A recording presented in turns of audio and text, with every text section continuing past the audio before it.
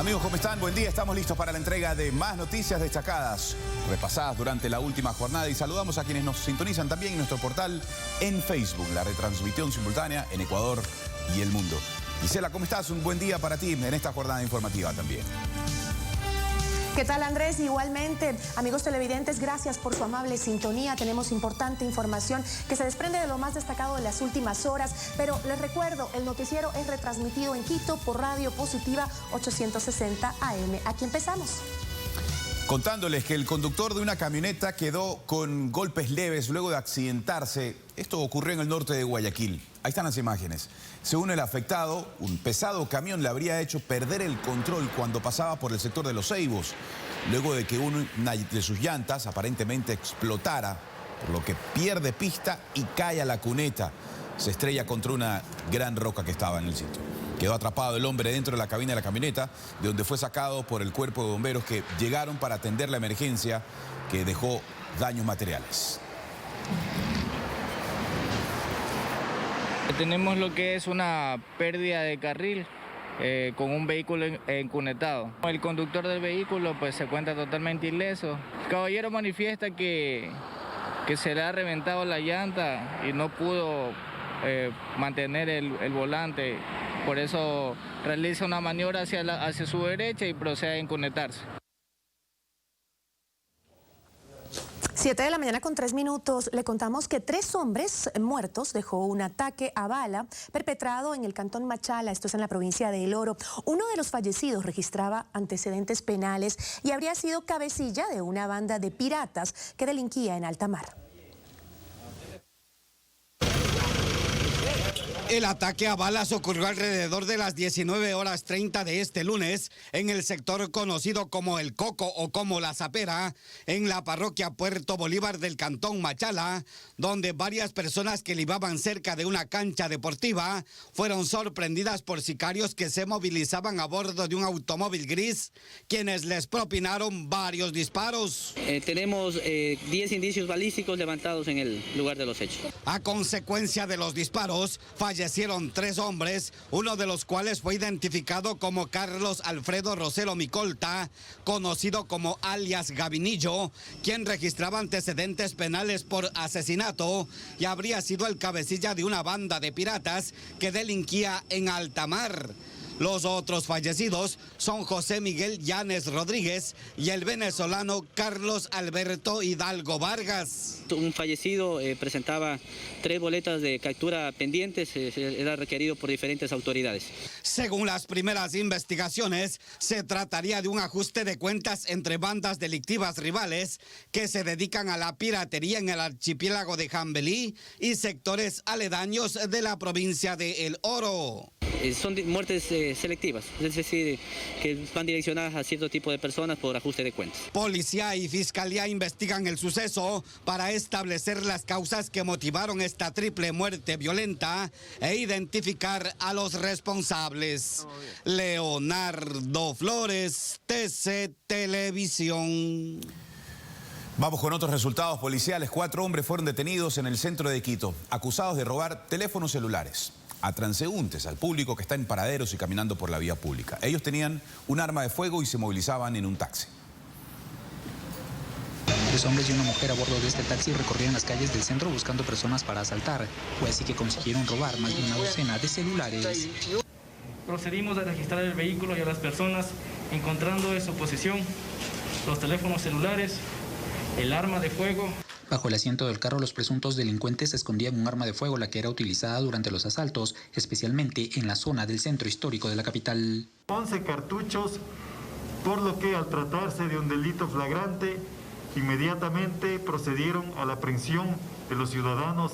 El taxi en el que se movilizaban tiene todos los papeles en regla. Su conductor, lejos de hacer carreras, lo usaba para transportar a sus cómplices para que puedan robar. Pedimos a nuestra ciudadanía, si alguien reconoce el vehículo que está en las afueras de este espacio policial, para que pueda ser identificado por algún ciudadano.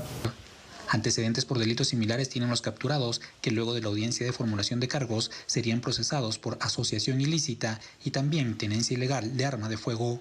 Fernando Escurra, TC Televisión. Enseguida, otros 3 binomios presidenciales aseguraron su participación en las próximas elecciones. Ya regresamos. 7 de la mañana con 12 minutos, seguimos informando, vamos con los temas políticos. Otros 3 binomios aseguraron su participación en las próximas elecciones. Con esto suman 10 las candidaturas presidenciales calificadas por el Consejo Nacional Electoral y que se encuentran en firme. Los binomios presidenciales propuestos por Construye, Pachacutic y Avanza este lunes aseguraron su participación en las elecciones de 2021, con lo que el listado de organizaciones que están calificadas y en firme por el Consejo Electoral suman 10. Se trata de Izquierda Democrática, Democracia Sí, Movimiento Amigo, Movimiento Ecuatoriano Unido, Alianza Honestidad y Concertación, Partido Sociedad Patriótica y Alianza Creo Partido Social Cristiano. Cuando ya han fenecido esos tiempos y no ha habido ningún recurso, la candidatura ya queda en firme. ¿Qué significa cuando está en firme? Que ya no existen posibilidades de reclamaciones o recursos, ni ante el CNE, ni ante el Tribunal Contencioso Electoral. Pero hay otras organizaciones como la Alianza UNES del correísmo, que logró ser calificada, pero aún corren los plazos del Tribunal Contencioso para que logren su aprobación. Sin embargo, tienen que pasar 3 días para que puedan presentar solicitudes de ampliación o aclaración. Ya no hay más recursos que plantear, está en firme. Pero si todavía hay la posibilidad administrativa o jurisdiccional de presentar recursos, está calificada pero no en firme. Partidos como Fuerza Ecuador y Unión Ecuatoriana aún deben subsanar requisitos para pasar a la siguiente etapa. Pero también el organismo electoral ha negado la inscripción a los candidatos de Podemos y de Libertades Pueblo. Karen Aro, TS Televisión. Las cifras de empleo entregadas por el INEC ubican al sector de la construcción como el que mayor plazas de trabajo genera a escala nacional. Y en cuanto a nuevos contratos, desde que empezó la pandemia, el sector agrícola se sitúa en el primer lugar. Según el giro de negocio, en la actualidad la mayor cantidad de trabajadores están relacionados al sector de la construcción, que fue el primero en reactivarse mientras el resto de la población estaba en confinamiento. Me siento contento y a la misma vez también un poco triste por las demás personas que están sin trabajo. Gracias a Dios que he tenido trabajito. Se estima que por cada 20 metros cuadrados de construcción se genera un empleo para una persona para año y medio. Es una lucha gigante la que tenemos delante, por no decir titánica. Hay que recordar que la construcción ha tenido cerca de 500.000 personas dentro de sus nóminas y lastimosamente durante la pandemia se perdieron 29.000 empleos. 72 sectores económicos se benefician directa o indirectamente de la construcción. De cada 100 plazas de empleo que se crean, 92 son generados por el sector privado y apenas 8 son generados por el sector público. Según el giro de negocio, la mayor cantidad de trabajadores al momento a nivel nacional están relacionados a la construcción. Después del sector de la construcción, en giro específico de negocio, tenemos actividades de servicio administrativo y de apoyo y actividades profesionales, científicas y técnicas. Si bien la mayor cantidad de trabajadores al momento están relacionados a la construcción, en el sector agrícola se registran más nuevos contratos laborales a raíz de la pandemia. Juan Pablo Ruiz, TC Televisión. 7 de la mañana con 16 minutos. El ministro de Trabajo, Andrés Ich, informó que se emitirán 4 nuevas modalidades de trabajo, que son joven, productivo, de turismo y de emprendimiento. Hizo el anuncio durante el evento Juntos Reactivamos el Empleo, donde se revisaron las medidas y las acciones implementadas por el gobierno para preservar las plazas laborales, pese a la crisis generada por la pandemia. El presidente Lenín Moreno lideró la conversación. Sacaremos 4 modalidades nuevas de contratos que están enfocadas en aquellos sectores que más lo necesitan. Un contrato productivo, un contrato de turismo, un contrato de emprendimiento y un contrato joven. Queremos, señor presidente, seguir abriendo oportunidades y dar más esperanza de cara al futuro. Hoy el sector de la construcción, uno de los que más rápidamente crece, ha multiplicado por 7 el número de empleos adecuados desde junio hasta la fecha. Otro ejemplo más de decisiones bien tomadas. Y la Comisión de Fiscalización de la Asamblea Nacional pedirá documentación adicional para el proceso de juicio político que se sigue contra la ministra de Gobierno, María Paula Romo. El pedido será enviado al presidente del Legislativo para que remita la información a la comisión que investiga los hechos ocurridos en octubre pasado. Es el momento que hechos que son públicos sean parte de la discusión que se está llevando hoy a cabo en esta comisión y que sin duda alguna se discutirán en el Pleno de la Asamblea, que son parte del incumplimiento de funciones, que son hechos adicionales que han ido surgiendo a través de los meses a la causal de incumplimiento de funciones. Cuando regresemos de la pausa, el ministro de Salud, Juan Carlos Ceballos, compareció en la Asamblea Nacional ante la intención de algunos asambleístas de llevarlo a juicio político. Ya volvemos. Tenemos más noticias. El ministro de Salud, Juan Carlos Ceballos, compareció en la Asamblea Nacional y ahí, ante la intención de algunos asambleístas de llevarlo a juicio político, el ministro dijo que está dispuesto a enfrentar este proceso que inició a raíz de la entrega de carnés de discapacidad con irregularidades. Además, lamentó las muertes de médicos causadas por la pandemia. También el ministro de Finanzas aseguró que se están asignando recursos para atender la emergencia sanitaria. Estoy perfectamente consciente del dolor humano que se representa el perder a un colega. Esto lo he vivido y lo he vivido muy penosamente. Lo he vivido desde el día mismo en que yo acepté esta cartera de Estado, trasladando el Ministerio de Salud Pública a Guayaquil. Ya existen asignaciones vigentes que se están revisando. Es decir, en muchas de esas asignaciones ya estamos encontrando no solo posibilidades, sino espacios para poder asignar a otros compromisos, como es el compromiso que hoy día estamos conversando.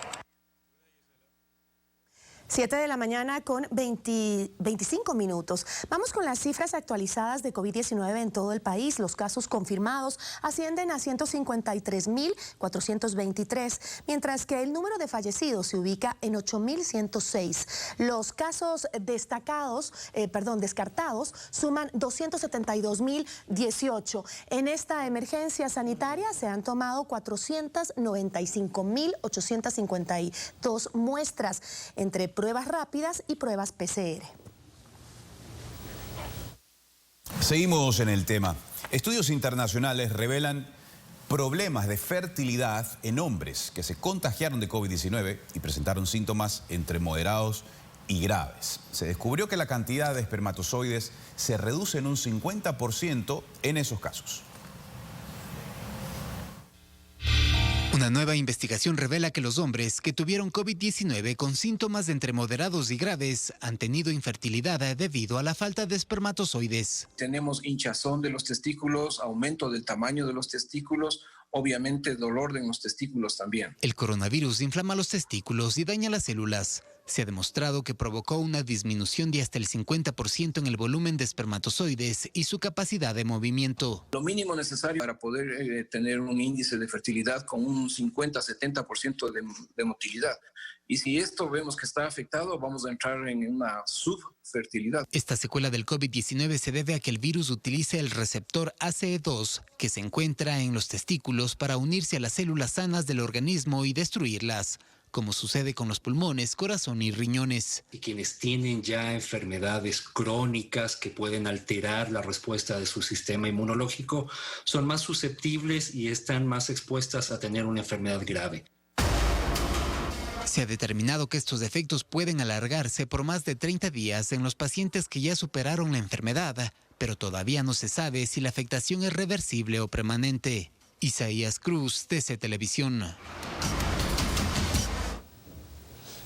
En otro ámbito de la información surgen los primeros resultados de auditorías que efectúa la Contraloría a la entrega irregular de carnets de discapacidad. Se utilizaron nombres de funcionarios que se jubilaron en el 2018 para justificar la entrega del documento en 2019. Además, médicos realizaron informes sin ser especialistas en las áreas.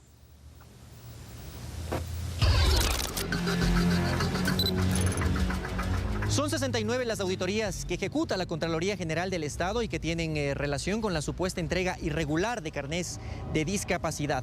Hasta el momento ese organismo ha evidenciado algunas novedades que llaman la atención. Por ejemplo, carnés de discapacidad que se entregaron fuera del horario laboral o de la jornada laboral, es decir, carnés que se entregaron, por ejemplo, un sábado o un domingo a las 19 o 20 horas. Tenemos otro ejemplo, carnés de discapacidad que se entregaron entre el 2019 y 2020 por funcionarios que se jubilaron en el 2018. Es decir, un año antes salieron ya de sus puestos de trabajo. De las 69 auditorías que Contraloría ejecuta, 67 se desarrollan en el Ministerio de Salud Pública, una en el Instituto Ecuatoriano de Seguridad Social y otra en la Aduana del Ecuador. Las auditorías no culminan y los hallazgos son reveladores. En los más de 60 exámenes especiales a la entrega de carnés de discapacidad, Contraloría hasta el momento ha identificado que no existe un detalle de las instituciones médicas habilitadas para emitir exámenes complementarios. Se identificaron expedientes sin informes médicos ni de trabajador social. Constan exámenes que corresponden a otras personas. Exámenes complementarios efectuados por profesionales de áreas distintas a la de discapacidad o en entidades que no existen. Era como decían los mayores, pila de agua bendita, donde todo el mundo metía mano. Gladys Montaluisa tiene discapacidad física. Necesita de una silla de ruedas para movilizarse. A ella le tomó 3 años obtener su carnet de discapacidad. La respuesta es, en 3 o 4 meses le llamaremos. En 3 o 4 meses usted se topa con el especialista que da 3 turnos al mes. Y así, yo llegué a completar 3 años. Las auditorías revelan además que personas que constan como beneficiarias de la exoneración del impuesto a la renta no están registradas en el sistema de integración laboral de personas con discapacidad, ni en el registro civil. En la Asamblea pedirán explicaciones. Se ha jugado con la vida, con la salud y con los derechos de las personas con discapacidad. En el IES las auditorías apuntan, entre otras cosas, a identificar supuestas irregularidades en procesos de jubilaciones anticipadas con carnés de discapacidad. Según información de esos exámenes especiales, desde 2018 se importaron 6.069 vehículos para personas con discapacidad. Esas exoneraciones suman $66 millones. Las auditorías continúan. Cristian Hidalgo, TC Televisión. Fármacos fueron hallados en contenedor de basura. No se descarta que sean medicamentos falsos.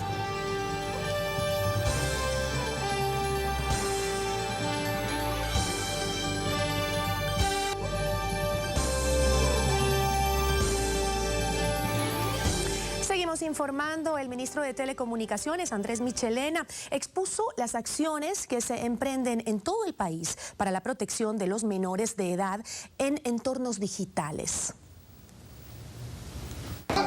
El tiempo que dedican diariamente los niños al frente de una computadora ha aumentado por la pandemia. Por eso el gobierno emprende acciones para que las TICs sean un espacio seguro para los menores de edad. Trabaja para sensibilizar, concientizar y capacitar a niños, niñas y adolescentes en el uso y en el buen uso de las TICs y en la defensa de todos sus derechos. El ministro participó en un encuentro virtual organizado por la Unión Internacional de Telecomunicaciones sobre las medidas que se deben adoptar en esta nueva normalidad. Colabora también con padres, con tutores, con maestros, con educadores y con la sociedad en general para lograr un país digitalmente seguro. En Ecuador se firmó el Pacto por una Internet Segura justamente con ese propósito. Este pacto creó un plan de acción para capacitación, para prevención y protección contra la violencia en el Internet, enfocada a niños y adolescentes. La Unión Internacional de Telecomunicaciones es una institución especializada que forma parte de las Naciones Unidas. Alberto Luna, TC Televisión. La Fiscalía General del Estado convocó al director del Servicio de Rehabilitación Social, Edmundo Moncayo, para que rinda su versión libre, voluntaria y sin juramento sobre el proceso que se sigue en contra del exdirector de la Penitenciaría Litoral, Héctor Reina. Es investigado por el cobro de dinero a cambio de beneficios a los israelíes detenidos por la venta irregular de insumos médicos, como se ha informado. Moncayo deberá acudir a las 14:30 el día de hoy a las instalaciones de la Fiscalía en Quito. 920 cajas de medicamentos fueron encontradas en un contenedor de basura en el sur de Quito. Son fármacos para controlar el peso y también vitaminas, pero eso no es todo.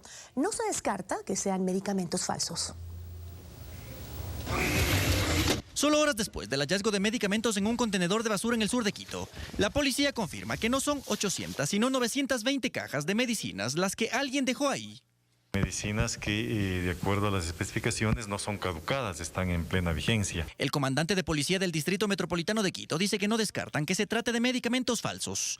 Eso es parte de la investigación. Habría que determinar, sí, entiendo yo, ya con las pericias respectivas, es que si efectivamente corresponden a la medicina señalada. Accedimos a los nombres de las medicinas. María Belén Mena, experta en medicamentos, confirma en qué casos podían ser utilizadas.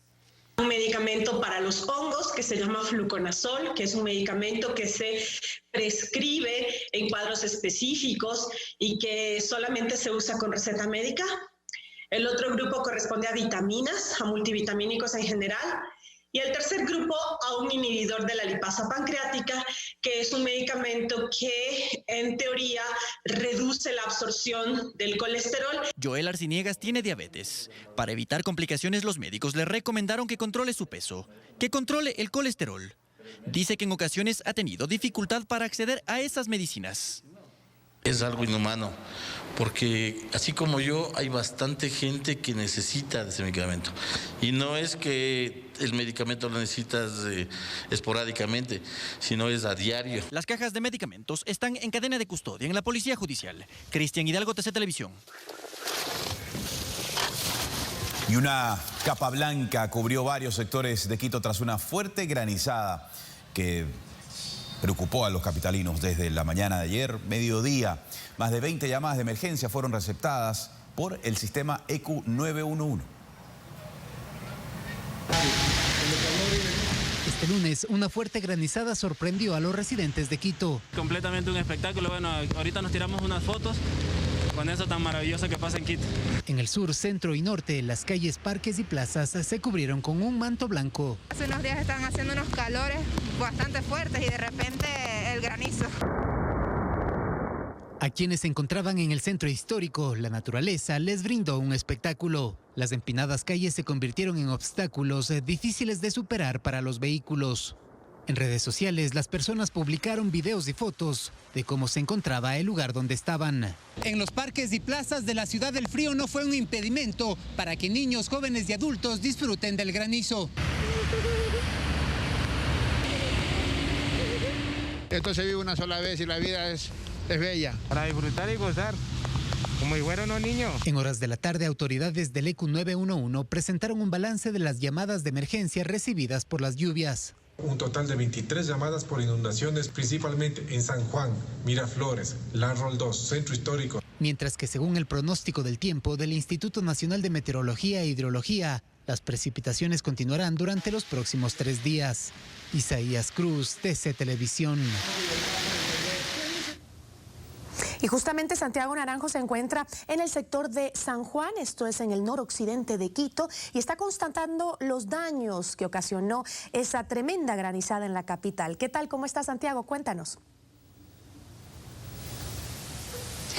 Muy buenos días, Gisela. Nuevamente, 7:42 minutos de la mañana, 7:42 minutos en la mañana. Y uno de los sectores más afectados, según los especialistas y el ECU 911, es aquí, justamente en el sector de San Juan, calle Nueva York y Montevideo. Estamos viendo una de las viviendas afectadas. Muchas son las viviendas afectadas por el aguacero de ayer, pero también por el constante, realmente que no hay una revisión acá de las casas. Vamos a conversar con uno de los especialistas en seguridad, Cristian Rivera. Cristian, muy buenos días, coméntanos. Lamentablemente, ya vamos a ver, este techo de acá, de la calle Nueva York y Montevideo, y luego un taller colapsaron el día de ayer. Muy buenos días, Cristian. Un cordial saludo a toda la audiencia de TC Televisión, Gisela, Andrés, a ti, a todo el equipo técnico. En esta cuadra de la Montevideo y Nueva York, con nuestra presencia hemos visto 4 casas afectadas. Inclusive una familia ha tenido que dormir sobre cartones. Como vemos, aquí lo que se puede evidenciar es falta de mantenimiento. Debemos entender entender que en Quito estos episodios de granizo, fuerte lluvia y tormenta eléctrica van a ser repetitivos, como nos ha dicho el INAM. Y en estas condiciones también es muy probable que tengamos torbellinos de viento. Vamos a ingresar en una de las viviendas, tal vez la más afectada porque colapsó el techo del taller de acá de don Marcelo. Y esto lamentablemente, Cristian, va a seguir sucediendo. Así es, miren el peso del granizo. Ahí podemos observar, el granizo se compacta y genera más peso. Entonces, subirse en los primeros minutos luego de la tormenta, subirse a los techos no es aconsejable. Lo mejor es dejar que el sol haga su trabajo, el hielo se derrita, y eso sí, nosotros debemos ya tener limpios las canaletas, los bajantes y los sifones internos y externos. Si nosotros vemos, este es un galpón de más o menos unos 80 metros, ¿no es cierto? Hagamos un cálculo de, por ejemplo, esta piedra de hielo, 2 libras, Santi. Vamos a mirar en la cámara esta piedra de hielo, como tú decías, se compacta. 2 libras de hielo. Súmenle a esta estructura, teníamos alrededor de 100 libras de hielo encima, lo que hizo que se da esta estructura. Entonces, si alguien se sube en los primeros momentos, puede ser muy riesgoso, puede hasta morir, porque un peso mínimo puede hacer que colapse. Por eso es fundamental entender que hay que hacer tareas preventivas. Miremos los techos de allá, por favor, miremos, claro, a ver... Miren, obviamente, miremos los techos de ahí. Como decía, hasta eso voy a conversar con don Marcelo. Marcelo, tenga la bondad, acompáñeme. Marcelo es el propietario de acá de este taller, que era un taller de carpintería, de electromecánica, también de cerrajería. Marcelo, ¿ustedes se subieron al techo o colapsó con el peso del granizo? Colapsó con el peso del granizo, porque no estábamos aquí. Las vecinas de al lado nos avisaron que colapsó el techo. Lamentablemente no habíamos aquí nadie trabajando. ¿Qué es lo que usted le pide al municipio capitalino? Que por favor nos den una ayuda, a ver que nos ayudan a arreglar el techo o con algún material de madera para poderle dar más vuelta a la cubierta, porque no tenemos ahorita dónde trabajar. Perfecto, don Marcelo, esa es la petición de algunas familias. Sabemos que por don Cristian Rivera hay una señora que durmió en cartones, se le mojó todo, absolutamente todo, y tuvo que dormir en cartones. Por favor, como lo dijo nuestro técnico en seguridad, Cristian Rivera, no se suba al techo. Si es que nuevamente se repite ahora, no suba al techo, deje que el sol no vaya haciendo su trabajo, por favor. En este momento, cuando son las 7, exactamente las 7:46 minutos, nosotros nos vamos a nuestro segmento de deportes. Mucha precaución. Para contarles que vehículos simuladores sísmicos fueron donados por el gobierno de Japón. Stalin Vaquerizo nos tiene detalles sobre esta donación y también utilización de estos simuladores que van a estar listos en el sector de Monte Ceney. Cuéntanos, Stalin, un buen día. Detalles. ¿Qué tal, Andrés? Gusto saludarte, amigos televidentes. Buenos días. Bueno, son 4 simuladores donados por el gobierno de Japón. Se han puesto ya en funcionamiento en diferentes sectores. Empezaron en la provincia de Manabí. Ahora hay 2 vehículos acá. Justamente estamos viendo en pantalla a personas de aquí del sector de Monte Sinaí que están viviendo la experiencia de un sismo de magnitud 8, según lo que está marcado en la pantalla. Ahora mismo en la parte superior izquierda, si me ayuda por favor Pumita, ahí está, de 7 grados también. Y vamos a conversar inmediatamente con el director general del Servicio de Gestión de Riesgos, Rommel Salazar, para que nos cuente en detalle el trabajo que se va a realizar con estos simuladores. Sé que se va a recorrer instituciones educativas, empresas, etcétera. ¿Cómo le va? Muy buenos días. Buenos días, muchas gracias. Bueno, para el Servicio Nacional de Gestión de Riesgos es fundamental la capacitación, para de esa manera no solamente prevenir alguna adversidad o algún riesgo, ya sea de natural o antrópico, sino también capacitar para responder. Estamos hoy en Monte Sinaí, en la cooperativa de Los Juanes, trabajando con los comités de gestión ciudadana, de gestión de riesgos, para de esa manera que ellos puedan ver de manera frontal qué es lo que significa un sismo, cuánto es una magnitud, a qué se debe y a qué nos puede conllevar si es que no estamos preparados. Y asimismo los protocolos que deben en ese momento activar, en el momento que sientan un movimiento telúrico, porque muchas personas a veces se desesperan, quieren salir corriendo, esto genera inclusive desgracias, ¿no? La desesperación es por falta de capacitación. Y uno de los pilares fundamentales del Servicio Nacional de Gestión de Riesgo es capacitar a la ciudadanía, vincularnos con la empresa privada, vincularnos y capacitar a las instituciones que conforman el Sistema Nacional Descentralizado de Gestión de Riesgos para de esa manera tener un Ecuador más prevenido, un Ecuador resiliente. Ya, perfecto. Entonces ya se tiene una agenda de pronto para lo que queda del 2020 con la visita a diferentes lugares con estos. Acá hay 2, pero son 4, ¿no? Estamos recorriendo todo el país, estamos trabajando articuladamente con los municipios del país, los 221 municipios del Ecuador, con sus direcciones de gestión de riesgos, para de esa manera poder determinar las capacitaciones que vamos a llevar a la comunidad y la planificación que estamos haciendo en una hoja de ruta para llevar los 4 simuladores sísmicos. Perfecto, muchas gracias. Ahí escuchamos los detalles. Más adelante, si me permiten, yo volveré a salir desde acá para poder conversar con la comunidad, para que nos cuenten acerca de la experiencia que están viviendo con estos simuladores. Ya volvemos, compañeros.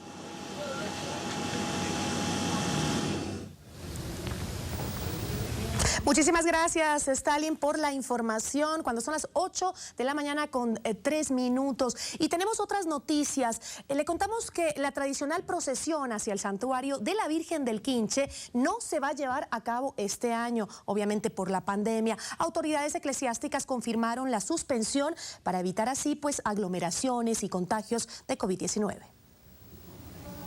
Es uno de los eventos religiosos más concurridos del país. La romería de la Virgen del Quinche. Desde varios puntos de la capital se recorren algunos kilómetros como acto de peregrinación para llegar hasta el santuario ubicado en el oriente de Quito. Pero la pandemia hizo que por primera vez en 419 años esta se suspenda para evitar más contagios. Se los va a atender virtualmente. El santuario va a estar cerrado. Sin embargo, vamos a estar a través de las redes sociales. La imagen surcará los cielos de Quito durante 2 días. Su custodio será el arzobispo de Quito. No va a haber quema de fuegos pirotécnicos. Y el día sábado 21 de noviembre, 10:30 de la mañana, la Eucaristía de fiesta. En Semana Santa el señor arzobispo hizo un sobrevuelo con el Santísimo bendiciendo nuestra ciudad, pero en esta ocasión la Virgen del Quinche. La suspensión de la peregrinación en el Quinche se anunció el 19 de octubre en la mesa técnica del COE Nacional, que exhortó a la población a mantener el distanciamiento social en el país. El tema de la preocupación de las aglomeraciones, que ya de las 73.000 que tenemos a nivel nacional, lastimosamente Quito sigue liderando, es un 21%. La imagen de la Virgen del Quinche fue tallada en el siglo XVI. Se le atribuyen varios milagros y la última vez fue visitada y bendecida por el Papa Francisco en 2015. Alcibia de Sonofre, TC Televisión. Organizaciones delictivas fueron desarticuladas en Quito. Les contamos más enseguida.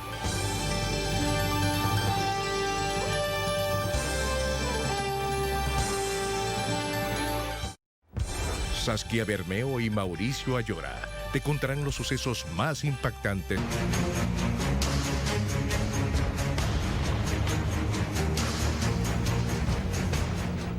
8 de la mañana con 11 minutos. Le contamos que 2 organizaciones delictivas fueron desarticuladas en Quito. Los operativos dejaron como resultado 6 personas detenidas, entre ellos 2 extranjeros. Además, se incautaron 3 armas de fuego.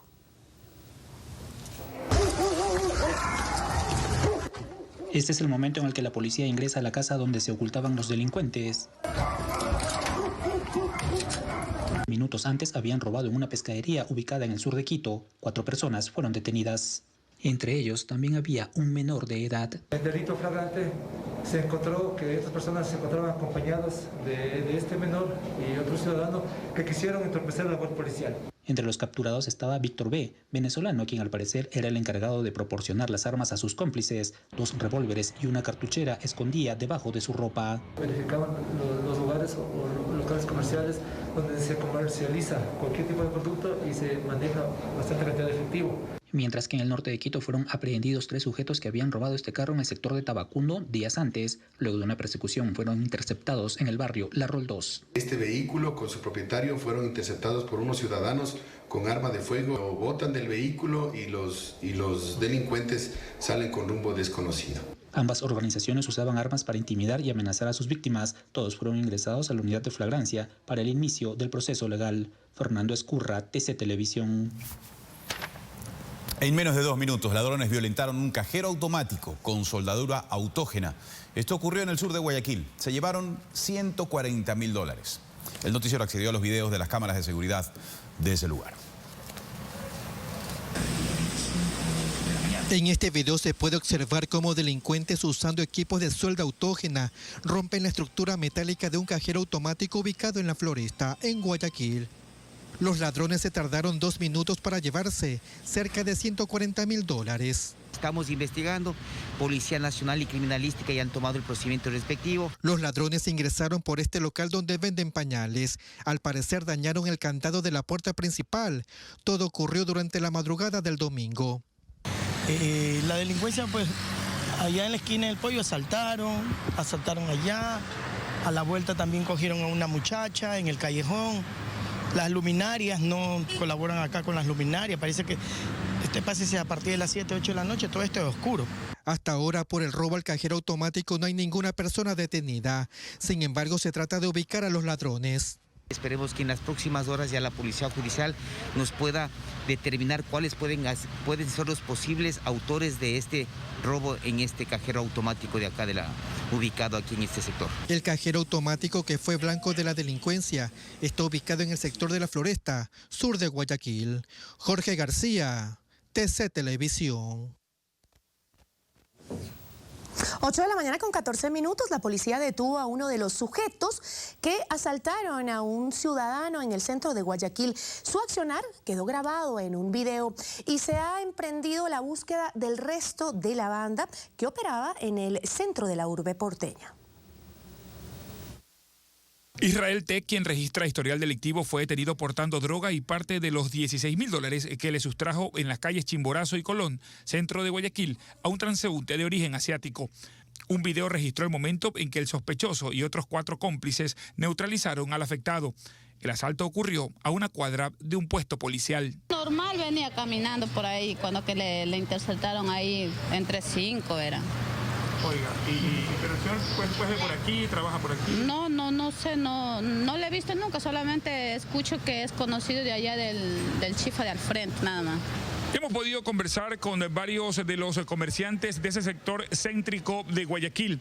Algunos coinciden en el hecho de que este tipo de sucesos no es el primero que se registra en este lugar y sobre todo su temor constante a la hora de pedir los videos de registro de lo que ha acontecido el fin de semana. Cada rato por aquí pasa eso, por aquí los 3 le robaron. Ahí en donde está el viejito sentado, ahí a una señora estando descansando ahí sentado, le estaban jala y jala, le hicieron la cartera, pero varias personas se hicieron. Preocupante, exactamente. Bueno, pero aquí nosotros los que venimos somos comerciantes, que nos reunimos aquí un chance, vemos por la seguridad casi que en este sector así. Una persona que cuida carros aparece en las imágenes difundidas el fin de semana y se muestra indiferente, mientras la víctima trataba de levantarse. Este lunes tratamos de abordarlo, pero en todo momento fue esquivo. Oiga, ¿usted estaba en el video también? ¿Usted vio cuando le robaron? Ah, pero está en el video. ¿Por qué no quiere decir absolutamente nada? ¿Tiene temor? ¿Tiene temor, maestro? La Dirección de Inteligencia de la Policía Nacional se ha empeñado en localizar y capturar al resto de la banda que acostumbra a cometer sus delitos en el centro y la zona de la bahía guayaquileña. Mauricio Ceballos, TC Televisión.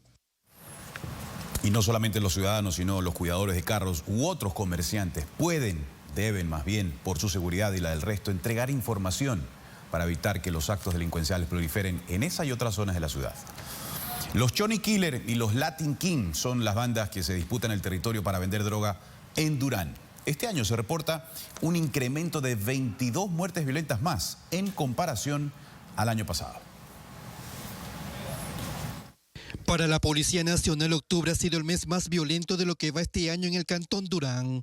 Hasta ahora se han registrado 42 asesinatos, un incremento de 22 muertes violentas en comparación al año anterior. El hecho más reciente ocurrió el fin de semana, en donde 4 tipos en 2 motocicletas balearon a 3 hombres que viajaban en este carro. El hecho dejó un fallecido y 2 personas heridas. Bueno, estas últimas muertes violentas es un accionar de lo que se está dando acá en Durán. Son luchas entre territorio, entre bandas organizadas que son narcodelictivas y que de esto siempre luchan por un territorio. El proceso investigativo establece que 4 sujetos participaron del hecho. Uno de ellos fue detenido. Todos pertenecen a la banda de los Choni Killers, según la policía. También existe la rivalidad entre amigos, antiguos amigos, y ahora son enemigos, pues, que desde la infancia se conocían y ahora están en esa, cada cual pertenece a diferentes organizaciones. Actualmente son 5 los puntos en donde los Choni Killer y los Latin King se pelean por ganar territorio por la venta de la droga. Bajo una pericia realizada por la policía, se establece que los sectores son los siguientes: Los Arbolitos, El Recreo, Divino Niño, Abel Gilbert y Los Helechos. La policía está trabajando duramente todos los días, nosotros estamos dando presencia policial, lo que corresponde a la policía preventiva, la situación de la policía investigativa y de inteligencia también, su accionar ha sido inmediato, su reacción ha sido inmediata. Los Choni Killer constituyen el brazo armado de los choneros y los Latin King trabajan directamente con los lagartos. Según cifras de la policía, en la zona 8 se registran 288 muertes violentas, la mayor parte por peleas entre estas dos bandas. Jorge García, TC Televisión.